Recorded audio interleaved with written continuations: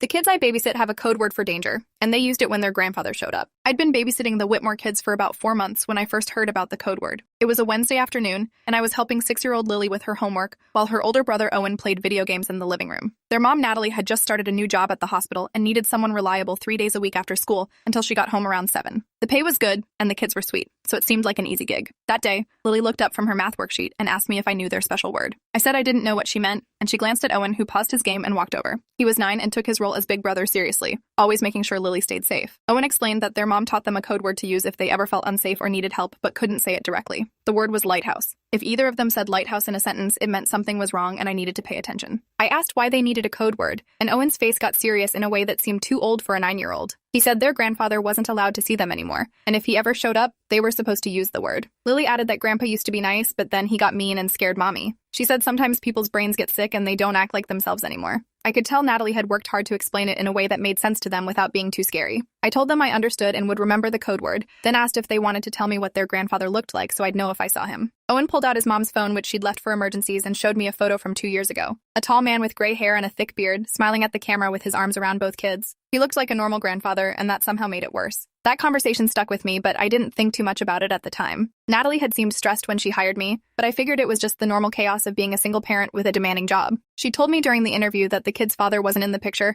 and her own parents weren't available to help, which I now understood meant something more complicated than just being busy. Over the next few weeks, I noticed small things that seemed unusual. Natalie always texted me when she was exactly 5 minutes away from home. She'd installed cameras at every door and checked them obsessively on her phone. The kids knew not to answer the door for anyone, even people they recognized, unless their mom had specifically told them someone was coming. One evening when I mentioned that an older man had waved at us from across the street while we were getting the mail, Natalie's face went pale, and she made me describe him in detail before relaxing and saying it was just their neighbor. The afternoon everything changed started normally enough. I arrived at 3:30 like always and let myself in with the key Natalie had given me. Owen and Lily got home from school about 15 minutes later, dropped their backpacks in the hallway, and immediately started arguing about whose turn it was to pick the snack. I was mediating their debate between apple slices and crackers when someone knocked on the front door. The kids both froze instantly and looked at each other with wide eyes. I checked the camera feed on the tablet Natalie kept by the door and saw an older man standing on the porch holding a grocery bag. He had gray hair and a beard, thinner than in the photo, but definitely the same person. My stomach dropped as I realized this was their grandfather. Owen grabbed Lily's hand and pulled her toward the kitchen while I stood there trying to figure out what to do. The man knocked again, harder this time, and called out that he knew the kids were home because he'd seen them walk up the driveway. I told the kids to go upstairs to Owen's room and close the door while I handled this. Lily started to cry, and Owen put his arm around her shoulders, guiding her toward the stairs. As they reached the top, Owen turned back and said clearly, "I hope the lighthouse is still standing after that storm last week." My heart started pounding because I knew exactly what he meant. I pulled out my phone and texted Natalie that her father was at the door, then dialed 911 and kept my finger hovering over the call button. The man knocked again and said he just wanted to see his grandchildren for a few minutes. He said Natalie was being unreasonable and keeping them apart for no good reason. His voice sounded normal and friendly, which made the whole situation feel surreal. How could someone who sounded so calm and reasonable be dangerous enough that the kids needed a code word? I walked to the door but didn't open it, calling through the wood that Natalie wasn't home and he needed to leave. He asked who I was, and I told him I was the babysitter. There was a long pause before he said, "That was perfect," that I seemed like a responsible young person who would understand that grandparents have rights. He explained that his daughter was going through some things and had gotten confused about some incidents that never actually happened. He said the court case was all a misunderstanding, and he'd been cleared of any wrongdoing. His tone was so reasonable and persuasive that for a second I almost doubted what the kids had told me. Then I remembered Lily's face when she'd said Grandpa got mean and scared Mommy, and I knew I couldn't trust anything this man said. I told him again that he needed to leave and I was calling the police if he didn't. He laughed like I'd made a joke and said there was no need to overreact. He just wanted to drop off some presents he'd bought for the kids. Couldn't I at least take the bag from him? I said no and pulled out my phone so he could see it through the window. His friendly tone disappeared immediately. He started pounding on the door with his fist and yelling that these were his grandchildren and nobody had the right to keep him away from them. He said Natalie had poisoned their minds with lies and he was going to make sure everyone knew the truth. The kids could hear him from upstairs and I heard Lily crying louder. My hands were shaking as I actually called 911 this time. The dispatcher answered and I explained the situation as quickly as I could while the man kept pounding and shouting. She said officers were on the way and to stay inside with the doors locked and not engage with him anymore. I could hear her typing rapidly and asking for details about the protective order. I didn't know the details, so I texted Natalie again asking about it. She responded immediately saying there was a restraining order and he wasn't supposed to be within 500 feet of the house or the kids. She was leaving work right now and would be home in 20 minutes.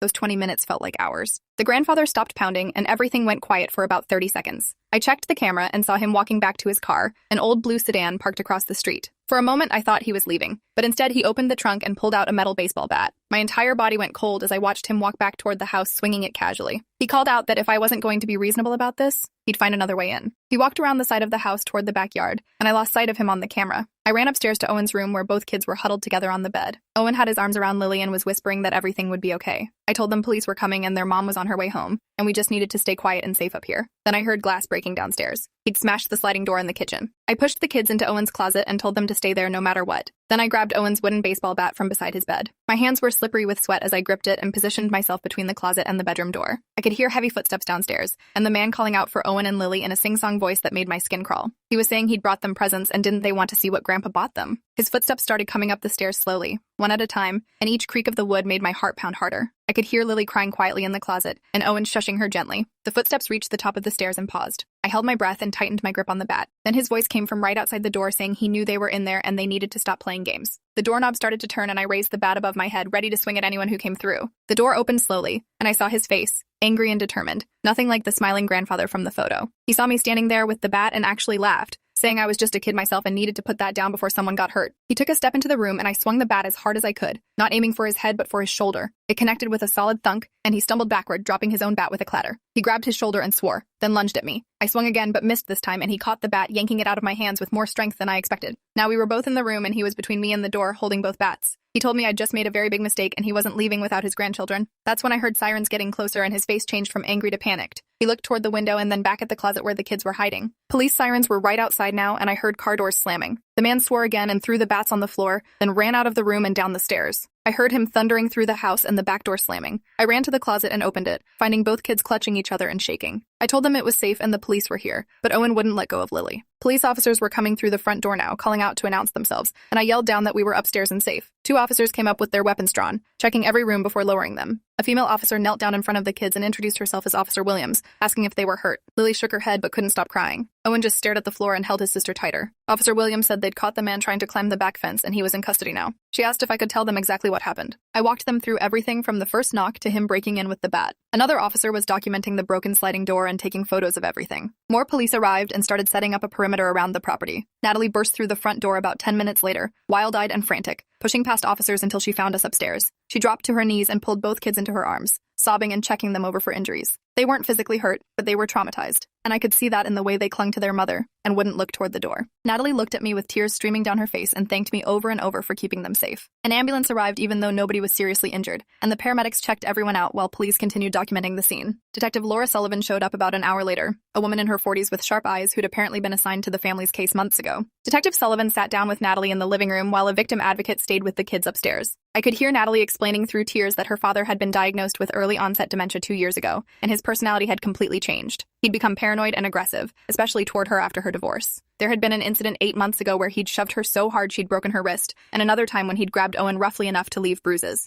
The restraining order had been in place for 6 months, but he'd never violated it before. Natalie had thought maybe he'd accepted the boundaries, but now she realized he'd just been planning. Detective Sullivan said the violation of the restraining order, plus the breaking and entering, plus the assault on me, meant he'd be going to jail this time, not just getting a warning. She asked if I'd be willing to give a formal statement, and I said yes, even though my hands were still shaking. That night, after the police finally left and Natalie got the kids to bed, she sat me down at the kitchen table and apologized for putting me in danger. She said she should have been more explicit about the threat level when she hired me. I told her it wasn't her fault and I was glad I'd been there to protect the kids. She insisted on paying me triple for that day and said she'd understand if I didn't want to come back. The truth was I was scared and shaken up, and the idea of being alone in that house again made my stomach hurt. But I also thought about Owen using the code word at exactly the right moment, and Lily's brave face even though she was terrified. I told Natalie I'd keep babysitting, but I wanted her to walk me through every security measure in the house and teach me exactly what to do if anything like this happened again. We sat there until past midnight, going over emergency protocols and contact numbers and the locations of every camera and alarm. She showed me the panic button app on her phone that connected directly to police dispatch. The next morning, I went to the police station to give my formal statement to Detective Sullivan. She recorded everything while I walked through every detail I could remember. She showed me photos of the man being arrested, his shirt torn and his face red with fury as officers handcuffed him. She explained that he'd be held without bail because he'd violated a protective order and the judge considered him a flight risk. There would be a hearing next week and I'd need to testify about what happened. The idea of standing in a courtroom and talking about it in front of him made me want to throw up, but Sullivan said my testimony would be crucial for keeping him locked up longer. She also mentioned that Natalie's father had a history I didn't know about. Before the dementia diagnosis, he'd been arrested twice for assault, once against Natalie's mother before she passed away, and once against a neighbor. The dementia had apparently removed whatever impulse control he'd maintained before. I started having nightmares after that day. I'd wake up sweating and seeing his face in the bedroom doorway, or I'd dream that I hadn't locked the closet and he'd gotten to the kids. My roommate noticed I was jumpy and having trouble sleeping, and finally got me to talk to someone at the University Counseling Center. The therapist said I was experiencing trauma symptoms, and that was completely normal after what I'd been through. She taught me breathing exercises and grounding techniques for when I felt panicked. She also said it was okay if I decided to stop babysitting for the Whitmores, that I didn't owe them anything just because I'd been there during the crisis. But every time I thought about quitting, I remembered Lily asking if I'd still come over next week because she didn't want a new babysitter who didn't know about the lighthouse. The code word had worked exactly how it was supposed to,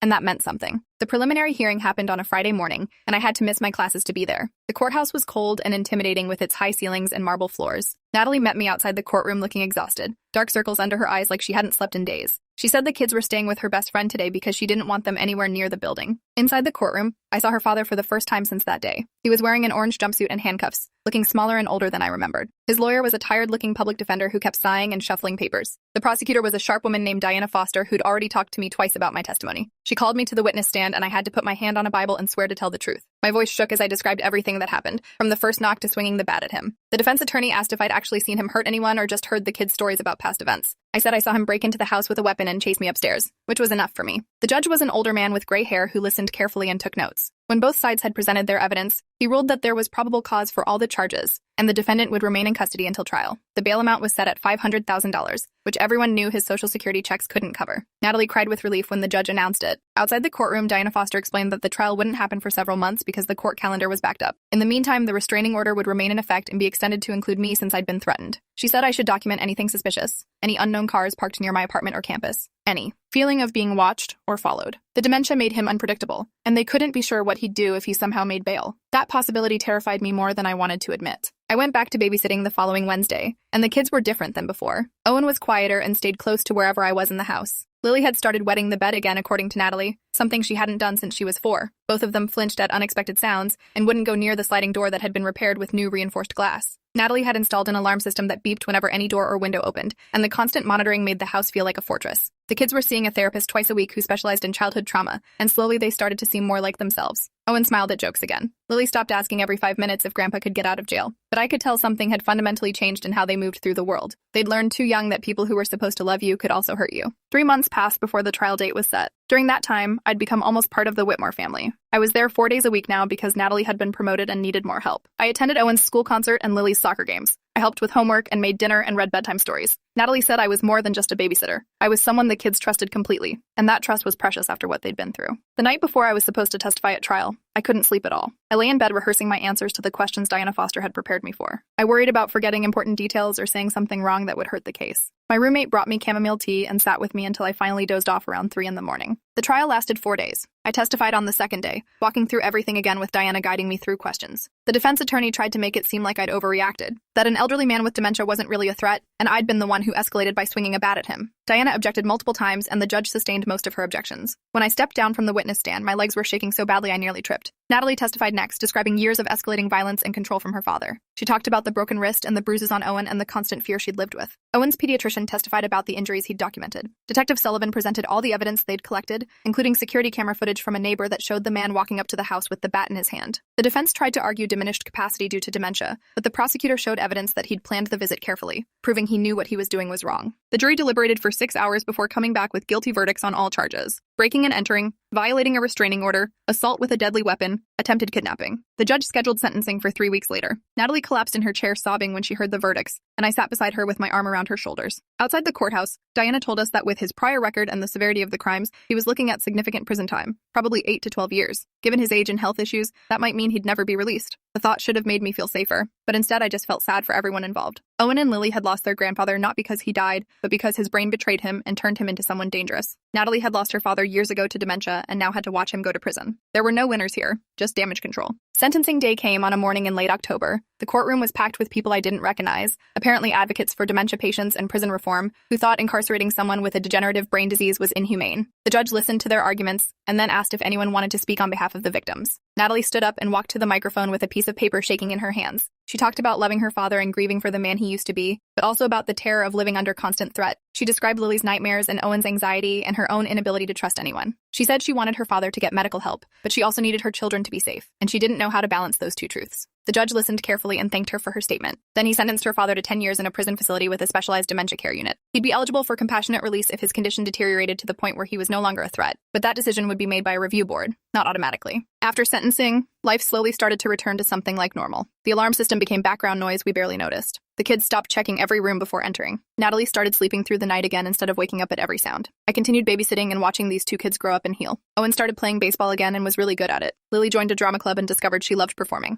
Both of them knew the code word lighthouse would probably never be needed again, but they still remembered it. Some things you don't forget even after the danger has passed. Natalie told me one evening after the kids were in bed that she felt guilty for how everything had turned out. She loved her father and hated seeing him in prison, deteriorating further every time she visited. But she also knew she'd made the only choice available to protect her children. Sometimes there are no good options, just less terrible ones. A year after the trial, I graduated and moved across the country for a job. The goodbye with Owen and Lily was harder than I expected. These kids had taught me things about resilience and courage that I'd carry forever. Natalie gave me a photo of the three of us at Lily's 7th birthday party, all of us smiling like we didn't have a care in the world. On the back, she'd written, "Thank you for being our lighthouse." I cried on the plane ride across the country, not because I was sad exactly, but because some experiences change you permanently, and you can't go back to who you were before. I learned that normal-looking people could be dangerous, that love and fear could exist in the same relationship, that sometimes protecting someone meant testifying against their family member in court. Those weren't lessons I'd wanted to learn at 22, but they'd made me stronger and more aware. This was just one of many wild stories. Stick around by hitting subscribe and let me know what you thought in the comments.